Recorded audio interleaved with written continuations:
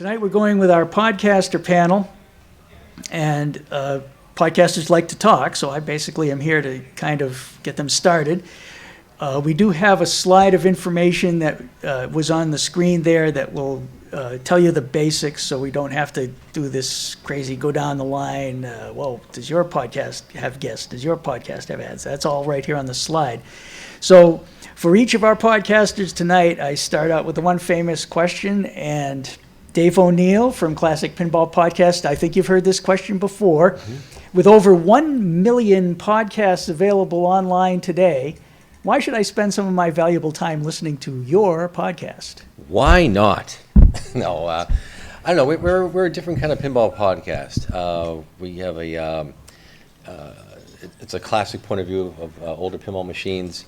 I come at it from a technical aspect. Both George and I are over 50, so we have like 60s and 70s and 80s is kind of our claim to fame. And a lot of the pinball podcasts out there, George listens to more than I do. A little more tournament talk, a little more new game talk, and we kind of carved our own niche for classic pinball and that kind of thing. So some tech tips in there, some playing tips, some history and background of old school pinball. Okay. And Joe Lemire, hiding under that baseball cap. Yes. Of another podcast. Yeah, we've heard you on a few podcasts, but I'm particularly interested in head-to-head because of its international nature.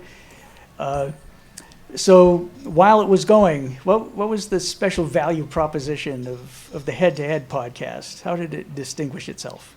Oh, it was just so much fun because it's just the of just me and Martin got along so well, which is really that's how it all ended. Once when Ryan left. Martin wasn't sure if he wanted to continue, and he had me on for a guest, and we really clicked, and it was always fun. I always felt that podcast was more of just us hanging around and like hanging out. So we got along so well. When Dave and George hang out, they talk about what classic is a matter of definition, of course, but 70s, 80s, 90s games.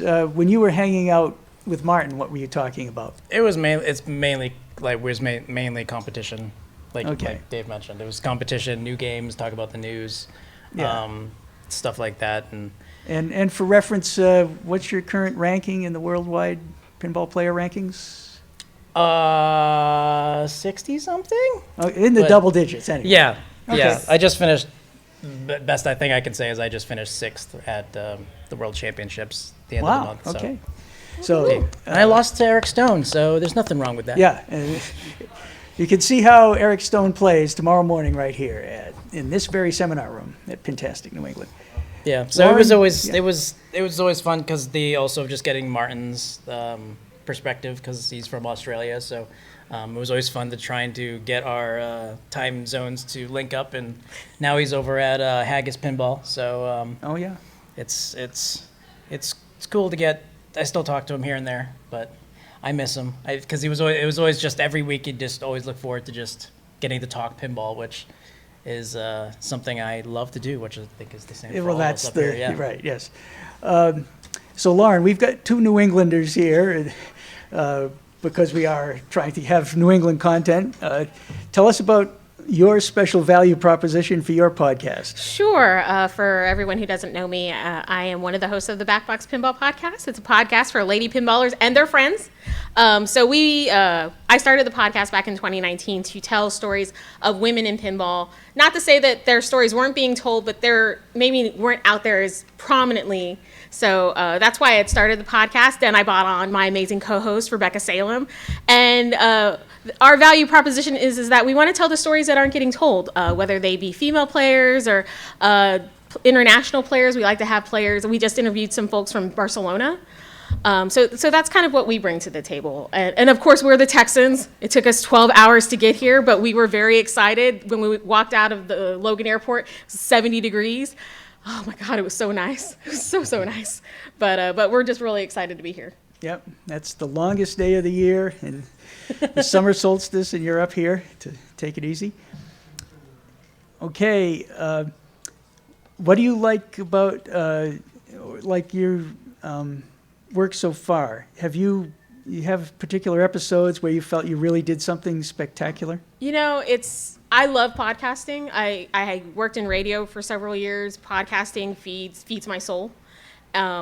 We have our episodes are very lighthearted for the most part. We talk to people, we have fun, but we do tackle more what I'd call more serious subjects. And we had an episode on mental health, and you know, we do this for fun. It's just we have a good time. But my co-host Rebecca got some feedback from somebody that said that our little podcast helped him understand mental health and some challenging things he was going through, which just made me stop. And I'm like, I just do this little show, don't make any money at it. You know, I do it for fun. And the fact that I impacted somebody's life in a positive way, like I just sat down and I was like, I'm not going to cry. But if I make one person's life better, whether I make them laugh, whether they're like, I didn't know that, or that's cool, like that to me, and I know Rebecca feels the same, like I was like, all right, that's how I'm getting paid. I'm getting paid in, like, you know, soul points, you know, it's like, it makes you feel good. Mm-hmm. Nice.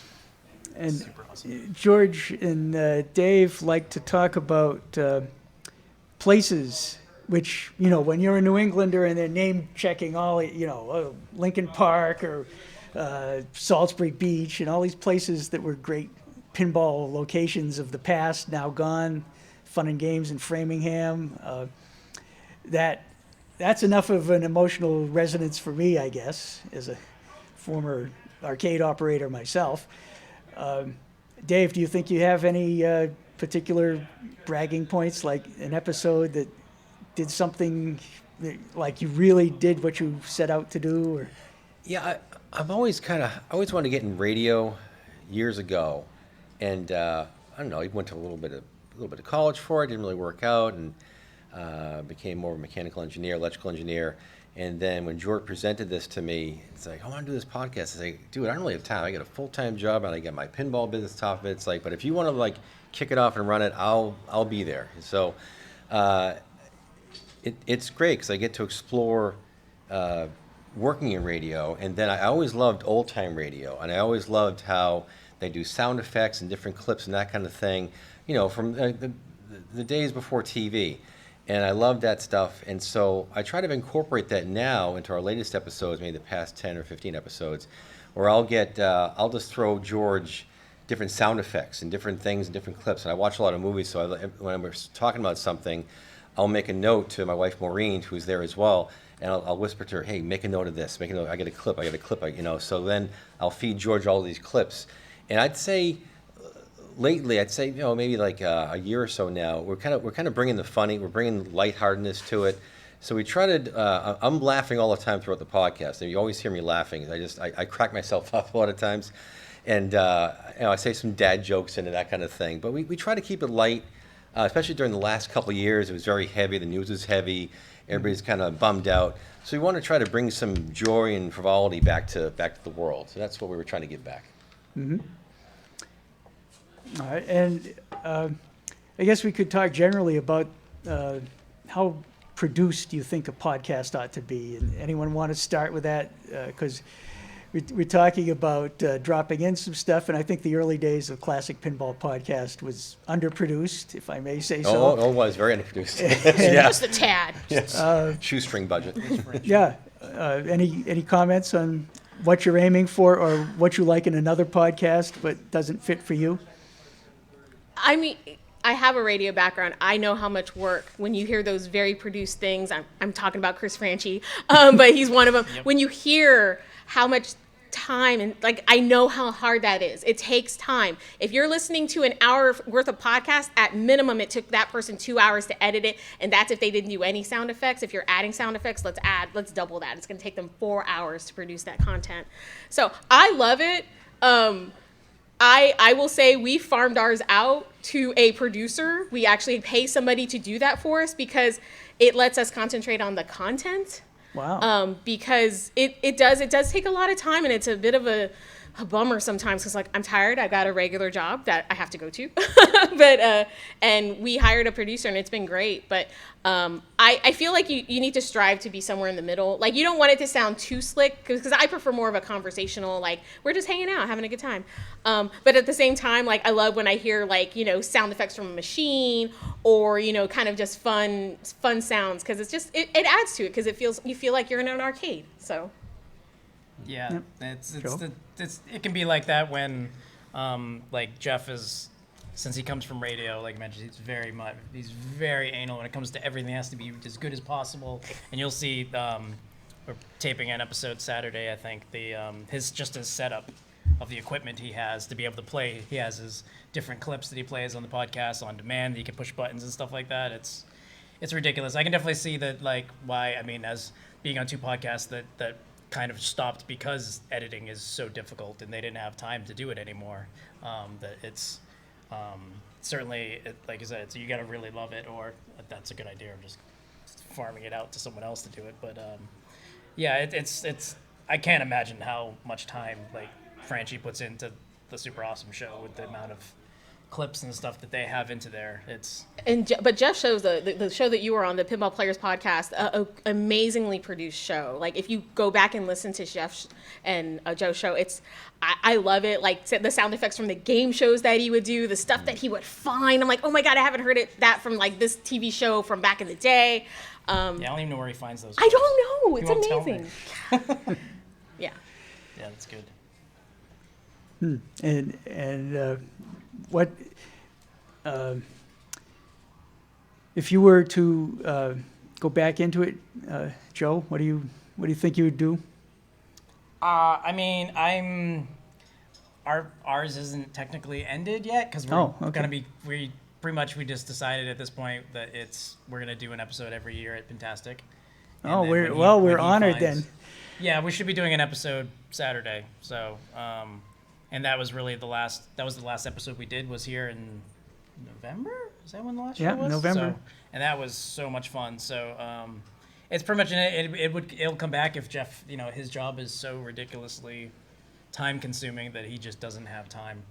And that's why he jumped on Super Awesome because he doesn't have to do any editing, and that's the hard part of podcasting. And I definitely understand why it burns out tons of people. I certainly don't think that I would be able to have the time to be able to do what's needed or required, especially if you care that much about the quality like he does. Like I can't imagine, like it's either you got to do it all the way or you can't, or that's it. So as much as I'm like, don't worry about it, it doesn't have to be perfect. No, it has to be. I'm like, okay, it's like, Can't it's fine. say that. Well, I guess I would argue for that only to the extent that I would say it is a request that your listeners spend some time, even if they're driving or doing something functional at the same time, you are commanding their attention. And I'm a radio guy too, so I would take the position that you should be worthy of their giving you their time by at least not annoying them, Yeah. Take out the mistakes or I think there's been some podcasts have had this situation where they should have had a screen open with IPDB so they can just look up the game and was that the game that, that kind of stuff. I just as soon see edited out. When you can't think of the game, edit out the part where you're struggling to find it. Once you know what the game is, pick up from there. But sometimes, though, that's kind of endearing because it's like, okay, these people are mortal. They're going to make some mistakes and kind of thing. It's kind of, it gives like a human element to it. If you're just kind of like, what was that again? You're kind of thinking about it, so you're kind of bringing along the people with you. I don't know, who's trying to call me? Oh, Eric Stone's trying to call me. Oh, interesting. Don't pick it up. Should I pick it up? Text him, say I'm busy. Yeah. As an aside, if you go to the Pintastic New England YouTube channel, you can see the prior podcasters panel we had with Jeff Parsons and Jeff Teolis, Sarah Line, and that would fill in some of the details about some of these podcasts. We certainly had an interesting discussion about the two worlds of pinball, and I think right here, Lauren, I don't know how much you play competitively, but certainly these other two guys, they are. I'm no Joe Lemire. I mean, like I do okay. all right. So Neither am I. the two worlds of pinball are tournament players and everybody else. It's true. And you would think of Dave O'Neill primarily as a game restorer, so he's often that getting into the mechanics. Although I will Anything say, that doesn't have I did make Rising Star Up and Coming November at the tournament over here. Nice I job. qualified, and all of a sudden, who is this guy? I kind of came out of nowhere, so that was kind of fun. I want no part of him in a Classics tournament. Oh gosh. I can't wait to play tomorrow because the whole lineup there I pretty much own. So, It's not Dang. necessarily So I like a good that. thing. There's Yeah. a ringer. It's not going to play as good as your stuff. I at home, know. probably, and then We'll it's play a little different maybe, but at least that's why I don't practice at all. That's why I haven't practiced on my games. That way I know what the game is and what the rules are, but I get to play fresh on someone else's interpretation of the game. So we'll see how it goes. And the fourth person who was on our prior podcaster panel, Ron Hallett, from Slam Tilt, that certainly brings up the example of facing the burnout question. Like they were doing too many, and they had to cut back. And so, Joe, you've seen the burnout question up close, and Lauren, do you worry about this is someday it's going to overtake me and I'm going to burn out, or what do you think? It's funny. If you listen to our last episode, we didn't do any episodes in May because we just had a lot of stuff personally going on and in our communities. And, I think especially with COVID and this whole, the whole world kind of, went inside the house and did not come out. I think people are more aware of mental health and saying hey, we're going to give you some grace and give you a moment to recoup. But you have to be able to know when you're okay, I need a break. And hopefully your listenership will stay with you as long as your break isn't that long. And as long as you communicate with them, because we use social media, things like that. But I've seen burnout, and you can feel it, and then you kind of have to answer that question. So for me, I had done the show for about a year and a half, almost 2 years, and I knew I was I got to do something. Something needs to change about the show. I love the show, but I need to change it. So that's when I 2.0'd it and got Rebecca. And I was I need a partner. And I did a partner search and ended up, Rebecca and I were friends, and she ended up coming and being my co-host for the show. And it has revitalized me and the show, and the dynamic has totally changed because our show is primarily guest-centric. So it was me and a guest.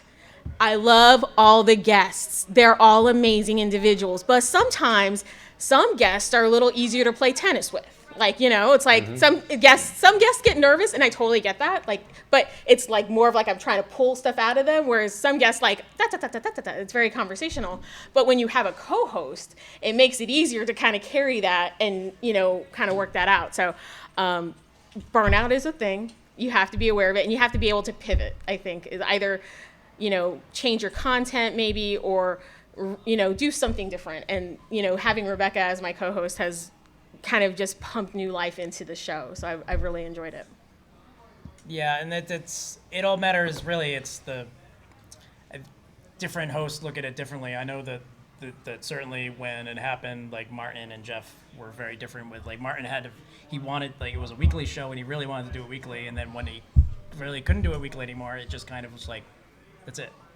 Whereas I was we can just take a break, we can not, it doesn't have to be weekly. And no, it's supposed to be weekly. It's okay, well, it's all of what you've been doing for so long of what the frequency is, what the expectations are from the audience. And, the same thing, Jeff, we would just take breaks, long breaks between episodes, but then, then it just became the joke that, Jeff would just not, we weren't doing the podcast anymore, and Franchi was all over Jeff about, oh, he doesn't really do a podcast anymore.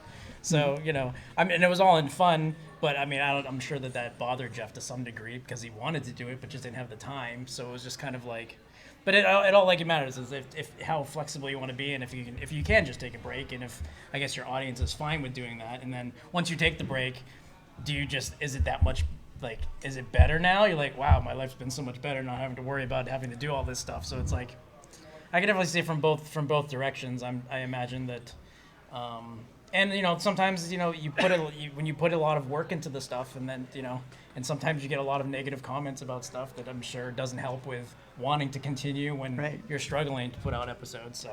Well, Lauren, you have advertisers. Does that give you a sense of obligation? A little bit. We do have, I'm wearing our advertiser, one of them, Forever the Flip.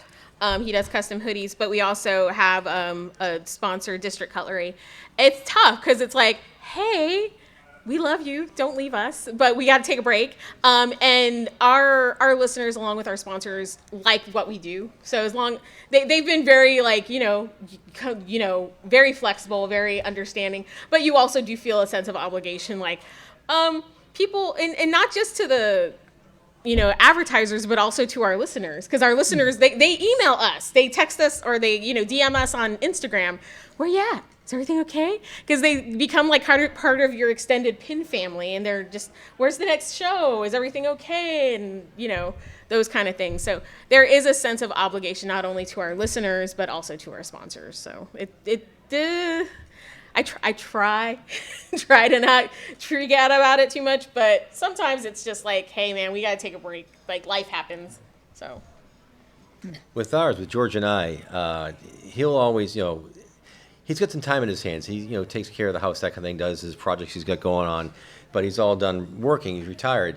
I still have my Dr. Day's Pinball restorations that I do. I got rid of corporate life a little while ago, but I definitely got that going on. Bless you. And so he basically has this thing he has called a sheet, which he thinks of different things throughout the week, writes it all down in talking points, and he'll come at me cold. We don't meet ahead of time and talk about things. He'll just hit me cold with all these ideas and gets my live reaction, and then I'll think of things to actually mess him up as well. We both try to mess each other up and kind of have fun like that. Yeah. So then the audience get to see live reactions from us. Other podcasters listening, you might want to consider trying that if you think you're getting in a rut. Yeah, it works, and it keeps things fresh. We had a rundown. And I it's think great. I get the sense, most of the 2- and 3-person podcasts I listen to, I think they are plotting out, we're going to talk about this and talk about that. But if they're driven by what the manufacturer just announced, or something that it's predictable anyway. I mean, that's always kind of fun, like just having a live reaction to something. We definitely have an agenda, like a rundown of this is, and I know I know where we need to post that. Like, I was like, if we're not at this segment by 40 after this episode's going to go over an hour, which we try really hard not to have our episodes go over an hour. But I love the live reaction. Like, every once in a while, like, Rebecca, I forgot to tell you about blah, blah, blah, blah, blah. And she's like, oh, and then we'll just talk about it. And those are always the funnest conversations, but at the same time, those are the conversations that can get long-winded because we didn't talk about it ahead of time. So you kind of have to figure that out, and that's usually our news segment. We have like a small news segment, but it's always fun to get a live reaction. That's just that's what makes radio, just having an instant, something that isn't totally rehearsed. Yeah, that's why, again, with my experience with old-time radio shows, there were a lot of live moments, and so I grew up with that. I cut my teeth on that, and so I kind of like to capture that again. I try to do like a theater of the mind thing too, so I try to spin a good yarn of what I'm thinking about, an old story or whatever from my arcade youth or that kind of thing, and so paint a picture for people. Sometimes George says, oh, I want to get in. He'll sometimes, I'll even say, George, you're stepping on my lines. You're kind of, even not publicly, I'll say you're stepping on. Say, put your blinker on. Give me your blinker. Give me a left turn signal, whatever. But we have fun back and forth. We kind of give each other crap back and forth, and the audience gets to experience that too. So it's lighthearted. It's fun. No, definitely. And I think that you have to find the right person to do a show with. Yeah. Because you're not gonna gel with everybody, and you need somebody that, like, for me and Rebecca were both super high energy people, she's my kind of extra, like if you're kind of get what that means, but it's always fun to have that give and take, and we try not to step on each other too much, but both of us just get so excited about stuff, we're like, oh my god. Yep. So but sometimes it's hard not to step on the other person. Yeah. Well, it's great when you're both excited about the same thing. You kind of bring the enthusiasm to the audience, loves that too, and they feed off that. It's great. That was the big difference between Martin and Jeff, is that Jeff hated things going too long, and Martin, we could just talk forever, and we could put out a 2-hour episode, and Martin wouldn't care at all. But Jeff was like, no, it's too long. He'd just be like, no, stop it. I can tell, like, this. that's a radio thing. Like, you better not go over your 20 seconds. Do not. Like, if once the song hits, you cannot go over. So sometimes I know, like, we'll go over, and, like, in Rebecca was like, Lauren's getting upset. I was like, nah. So it's hard. That brings up a technology question. Are you and Rebecca in the same room, or are you doing this remotely? We do this remotely. We use a specific software that's created for podcasting. It's like Zoom for podcasters. Mm-hmm. It's called Riverside FM. So she lives in Austin, I live in San Antonio, about an hour and a half drive time between the two. And then we also bring in our guests, same thing. It looks just like a Zoom call. And it's challenging in that way too. So. Do you have a back channel of communication between yourselves while you're doing this? If we usually text each other, like if there's something going on, like the guest will be talking about something and I'm like, hey, I forgot XYZ, and or like, hey, make sure we talk about this, and we'll text each other. But we're essentially in a call, and sometimes if it's really gone off the rails, we'll just like do timeout, producer Jen, cut here. Yeah. We'll just say, hey, we need to like start this segment over, or if we need to do something, but that's really rare. Usually we can just kind of text each other on the back end. So. Okay, so I was thinking more of the second to second thing, like cut it off already is in line with what you were saying. Yeah, it's I mean, we're a little long-winded, but also that's why having an editor is really nice, because I think everything that she and I say is gold. It's like it's wonderful, but having a third like set of ears, it's like, well, that got a little long-winded. Like we can edit that down, which it's kind of nice having that. So. Yeah, and Joe, with Martin, were you doing any kind of back channel communication to keep each other in line? Yeah, like we'd have a chat open on Facebook, or same thing with Jeff. We used Zencaster. Oh yeah, it's web-based. I've used Zencaster before, yeah. Which is great, except for the fact sometimes at the end of it you have to let it a few times like you have to really explain it to the guests, because it doesn't download the file until once you're done recording, and then you have to sit there and wait for it to do it. It's like Anchor too. A couple people left and be like, bye-bye. Yep. Yeah. So you have to, and that was always the funniest thing with both of them, is that because I have a really fast internet connection, so mine would be done forever, and then like Martin would just be sitting and he's like, this is ridiculous. Like how long everything was taking, and annoyed Jeff too. But we always had a way to just also within it you can type in there as well, so either that system or not, and you can also, there's like a hands up thing to like say that you want to say something. So and Dave, how about you and George? Do you do a back channel? We do. Well, when we're doing Zoom call, we basically use Zoom if we're going to not be together, and he's like almost an hour and a half away. But I find that without face to face, and also when we do the Zoom call, we never turn our video monitor on. We're just doing like a phone call. We just totally do it old school. It's but it's fun that way. But we find that it's better when we're both in the same room. So it's just because we'll step on each other's lines too much. So when we're together, it's just better camaraderie. It's a better vibe. It works great. We feed off each other. We almost can. I don't know. I know where he's going with something, and I'll just build on it. So it's better in person. But even the software we use is just it's Anchor.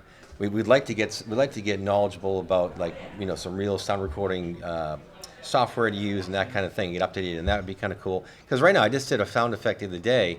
I supply them all with this stuff. I just basically took a sound effect, a mic, and a Bose Bluetooth speaker, and played them on top of each other and recorded that as two sounds on top of each other. Came out pretty cool, but it's totally totally hacked together. Yeah. But it works. But it's our show is not really polished like that. So people expect it's I don't know, endearing, I guess the word, So, but it works though. The guy who does these top quality pinball restorations, and you want to have this rough edged, not quite polished. Okay, it's fair. Fair point. But I'm not. Put it this way: if I was producing and editing, okay, because I actually do get on George for that. It's like, George, I really think we should polish. Like, nope, I just finished it. I'm doing it this way. And it's like, okay, you know what? This is your piece of it. I don't have time to do it anyway, so I'm doing the things. You do that piece. I'll just do my thing here. Try to bring the funny, bring the tech, And I'm okay with it. And our audience, we get good feedback from one of our number one fans is this guy named Grant in Australia. He's like always emailing up the show. He's always saying, "Oh, that was a great show." Always like just attaboy all the time. When we don't do it for a couple weeks, sometimes this last time we didn't do it for a month, he's like, I missed your show. Put your show back on. I want your show. Come on, guys. So he's cheering us on all the time. So it's kind of it's that kind of show. It doesn't really need to be highly overproduced and polished. You might lose something by doing that. So I don't know. So far, so good the way we're doing it. Yeah, well, Lauren, I hope you take this as a cue to maybe try doing one show in the same room with Rebecca, where you could gesture tough. to each other. Well, the software is like a Zoom call, so we can see each other. We use the video, so we can see each other. Most people do. We don't. Yeah, I was just like, wow, you don't use the video, but that's an issue. If you don't have the video, you can't. Yeah. There's no facial cues, exactly. I'm very expressive. Like Yeah. if you haven't been able to tell, what I am thinking and feeling is written on my face, so she can see like I'm like going too long or like, oh, let's not go there. But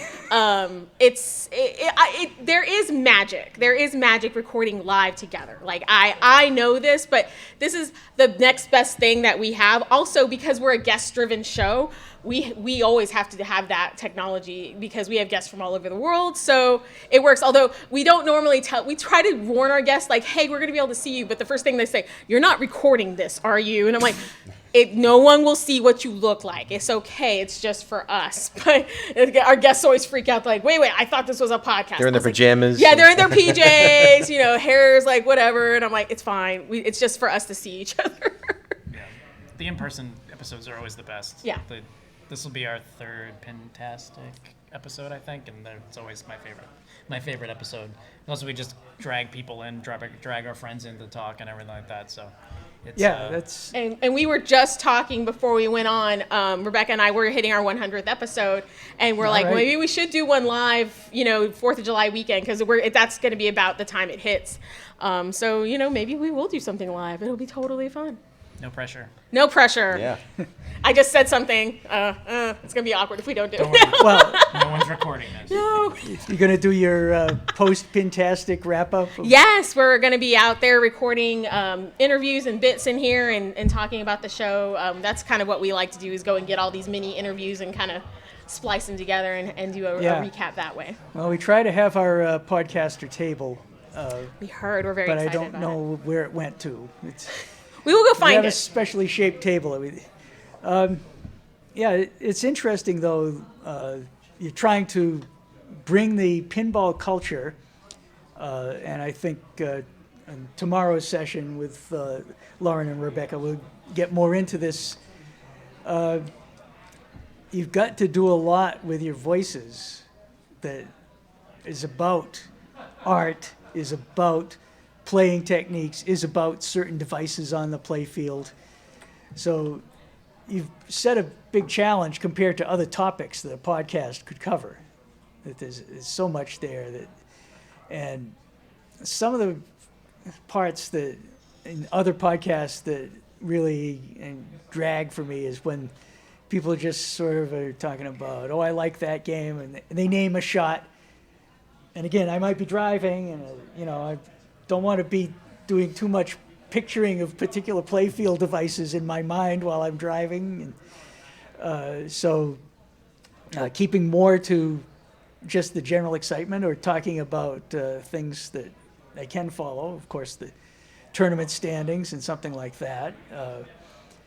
If you don't talk too much about, and then he hit a particular shot and that won the game for him, or something like that.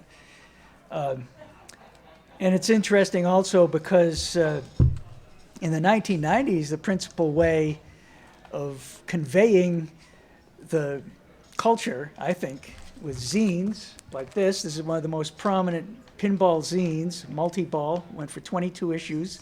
Some were small, some were big like this. These issues have a 45 RPM record included in every issue, so that's why I like it as a record guy. Pin Game Journal. Pin Game Journal. And Mr. Pinhead Classified. That was a great one. Pinhead Classified. Yeah, Pinhead, that was a one. woman. Woman, published yes. it. Yeah.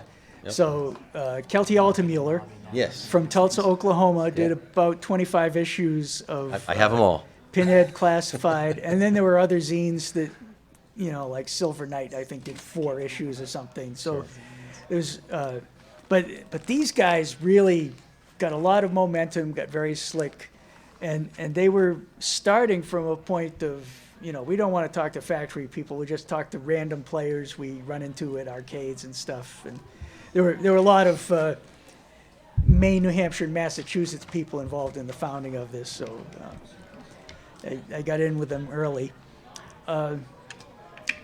Is there something more? Is there a new future? Like we got some streamers in the room here that might say, "Why are you doing this audio only thing?" What's the upside? I feel like it's a big old buffet, kind of what you like. Podcasting has exponentially grown over the last decade. I mean, anybody, you can Google that. It's statistically true. I feel podcasting, this is Lauren's opinion, it's a lot more personal. It's a lot more engaging. It's that whole aspect of theater of the mind. You're painting a picture, and to me, it just feels a lot more personal. I love streaming though. Like I watch streaming all the time. Rebecca streams on Twitch with her partner Jordan, Fliptronic. There's a little something for everybody, but I feel to me, podcasting is a much more personal medium. Like I feel like when I imagine when you're doing the podcast, there's like who are you talking to? And in radio, they're like, you're supposed to be talking to a listener. I just kind of think of it as like this. We're sitting at a table, and our podcast is like, okay, we're sitting at a table just talking with our friends about pinball. What is that like? And I just feel that's a lot more engaging to me personally. But also with other mediums like Twitch and streaming, that like you see them working that chat hard because you want to have that engagement. And I think that's how they create that there. But for us, it's already built in, because people understand radio and that medium's been around for a really long time. Yeah, and for me, streaming is a lot more difficult, at least for me personally. Not only is there quite a big barrier to entry when it comes to it's true costs, which stupidly we put in the money to get a streaming rig and then realize that we don't have the time to use it. So we have a really nice rig, but the person I streamed with isn't really around much, and people always hear it like it's really weird to hear from me, but I don't play pinball by myself, generally speaking. I tend to I have a house full of pinball machines, and they just sit there unless there's someone there to really play with me, because I don't. To me, pinball is a social thing that I do, to be social with other people. So I don't. Hence, Pintastic. Yes, exactly. This is one of my favorite things to do every year, because I don't know, just playing by myself. It's just not as fun as playing with other people, and I feel like that's also another reason why we don't stream, because most of the time it's just me, and people give me tons of crap. I'm like, well, why don't you just play by yourself? I'm like, well, I don't want to. It's just like, I don't know, it's not as interesting. I'd rather go, I'd rather do other things. So it's plus then you're having to move it to different games, and at least the layout of our house, it's a pain in the butt. But I find that podcasting is more personal, and you're talking with other people that you're like-minded with, that you can just, it seems a lot more natural, versus if you're streaming, you're just constantly trying to find someone in the chat to talk with, and sometimes there's just no one's talking, so it's like, well, I'll just talk to myself, I guess. And Dave, you talked about the old radio aspect, so you have something there. Like that, and I also like having a podcast, having audio only. You can actually engage your mind listening to that, but for me, I'm always in my tech area working on pinball machines, restoring things. So I can be doing that, engaging my mind, restoring things, and listening at the same time. If I'm watching something, you're totally engaged with watching it. You can't really get anything else done. So I try to multitask. And same thing, if you're driving, you shouldn't be watching anyone out there. Should not be watching your, Twitch stuff, whatever. Public service announcement. No, don't. All podcast stuff. But that being said, I do have my thing of live streaming. I do a YouTube channel. I have a Dr. Dave's Pinball Restoration YouTube channel where I do all my restorations that I've done. I finished, actually put out there, and how they play, what I've done to them. So that's my live streaming kind of thing on the YouTube. Well, so let's follow up with this idea then. do any of you want to identify a podcast about pinball that has one person, where the one person talking keeps you interested? And because there are so many, which is 2 people or 3 people. Yeah. So there's definitely Mark refused to from do this that. small sample size. I am gonna say one of my favorites is Mrs. Pin. Okay. She is a personality. She's just full of life, and I do enjoy her energy. But it's tough. Like, it is tough. I specifically did not want to do that kind of podcast because you're out there by yourself just doing that. But she creates magic with her podcast. But that is an incredibly difficult thing to do. They even get Christians on with her now. Yeah, I was gonna say he does a lot of it. Still because I think all the people who try to do it single just realize that it's just kind of. Well, there is that one guy, the Canadian guy, right? There is. We can edit that out. You know I've what? never listened. We can Love edit that him out. or hate him, he has an opinion, and people listen. I mean, it is what it is. He's sort of the Howard Stern of pinball, right? A little bit? Love him, hate him kind of thing. It's like the thing. People feel very passionately one way or another about exactly. him, and Yep. and his show is popular, and it was popular enough to put behind a paywall. So Right. good luck Yeah. to him. So Wait, you can make money doing this? yes, That's the so rumor. that's what I've Yeah. heard. All right, well, tune in tomorrow for the tips. Anyone in the audience want to pull us in a particular direction? Any comments there? You like what you're hearing and want to ask anything? Okay. So Derek's coming around, our audio-visual team leader. And by the way, this Pintastic episode here, the 7th Pintastic, is a super audio-visual showcase. So that's another reason you might want to come down to see the greatest aggregation of AV equipment ever applied to any pinball show, right? Derek? Yep. Test. Okay, it's working. Awesome. Joe, are you still looking for hoops? So I assume that this had to do with the fact that Bruce just messaged me about hoops as well. Yeah, because he's watching me. Yes, I am. I'm in line for a hoops, a local hoops once it gets sold. But then again, that didn't work out the last time, right, Bruce? So yes, I am. Yep. Well, that, Now it makes sense. yeah. This is stuff of legend like Dayhuff's quest for an electromechanical Charlie's Angels. Yes, which- forever and ever. that was like in the online It's a good game. RGP world. That was an ongoing thing for years. So you can make that into a storyline unto itself. Oh, it gets talked A about. subplot.